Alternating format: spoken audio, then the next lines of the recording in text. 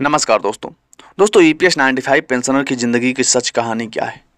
रामलाल शर्मा उम्र 68 साल, एक सरकारी उपक्रम में 32 साल सेवा देने के बाद आज वो रिटायर हुए। उन्हें 1800 रुपये की पेंशन मिलती है। दवाइयों का खर्च आ जाता है 1200 रुपये।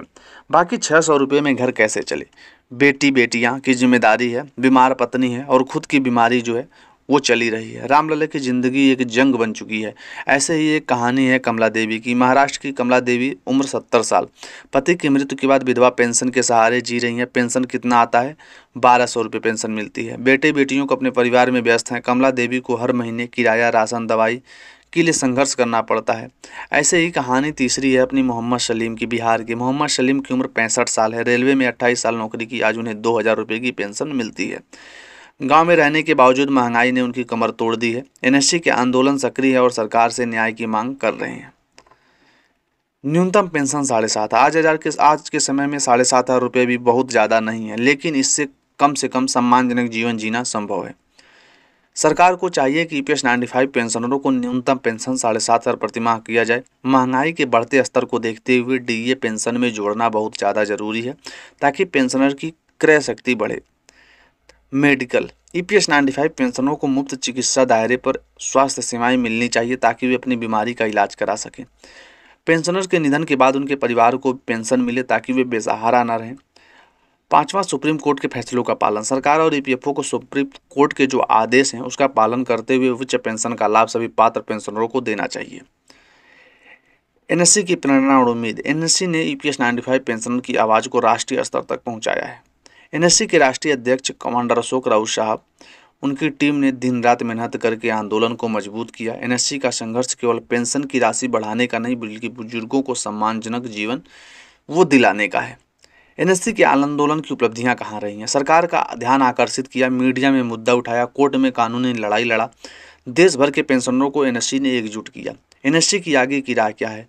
आंदोलन को और तेज करेगा, सरकार पर दबाव बनाएगा, युवा पीढ़ी को जोड़ रहे हैं, सामाजिक संगठनों का सहयोग और लोगों से लेंगे। सरकार से अपील। बुजुर्गों का सम्मान देश का सम्मान है। सरकार ने हमारी अपील ईपीएस 95 पेंशनर की समस्याओं को गंभीरता से ले। ये वही लोग हैं जिन्होंने अपने जीवन के सबसे कीमती साल देश की सेवा में लगाए हैं। आज जब वे बुजुर्ग हो गए तो उन्हें सम्मानजनक पेंशन देना सरकार की जिम्मेदारी है। बुजुर्गों का सम्मान सरकार को करना चाहिए। पेंशन के अधिकार दया नहीं है, उनका अधिकार है। सुप्रीम कोर्ट के आदेशों का पालन करना चाहिए। एनएससी के साथ संवाद करें। एनएससी के साथ बैठ के जो भी मीटिंगें करनी है सरकार को, वो करनी चाहिए। ईपीएस 95 पेंशनर की जिंदगी भले ही आज कठिन हो, लेकिन एनएससी के संघर्ष और देश भर में पेंशनरों की एकजुटता से उम्मीद की किरण जगी है। सरकार को चाहिए कि वे इस मुद्दे को प्राथमिकता दे और बुजुर्गों को उनका हक दिलाए।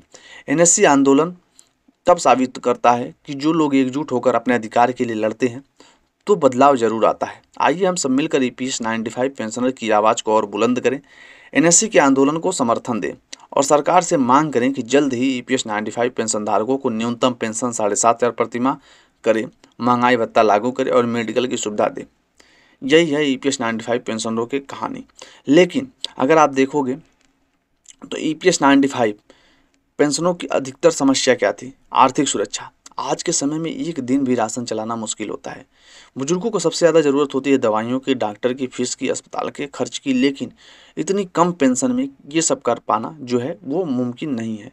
समाज में पेंशनरों को सम्मान की दृष्टि से देखा जाता है, लेकिन जब आज वे अपनी ज़रूरतें पूरा कर नहीं पाते तो कई बार उन्हें परिवार और समाज में उपेक्षा का सामना भी करना पड़ता है।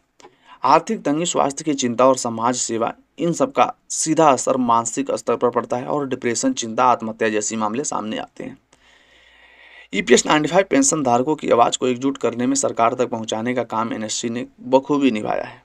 एनएससी के नेतृत्व में देश भर में लाखों पेंशनर शांतिपूर्ण तरीके से आंदोलन, ज्ञापन, धरना प्रदर्शन और कानूनी लड़ाई के जरिए सरकार से अपनी मांगें रखी हैं। न्यूनतम पेंशन 7,500 हर बार से यही रहा है। एनएससी ने दिल्ली से लेकर हर राज्य में धरना प्रदर्शन किए, संसद मार्च किया, जंतर मंतर, राज्य की विधानसभाओं के सामने हजारों पेंशनरों ने अपनी आवाज़ बुलंद की।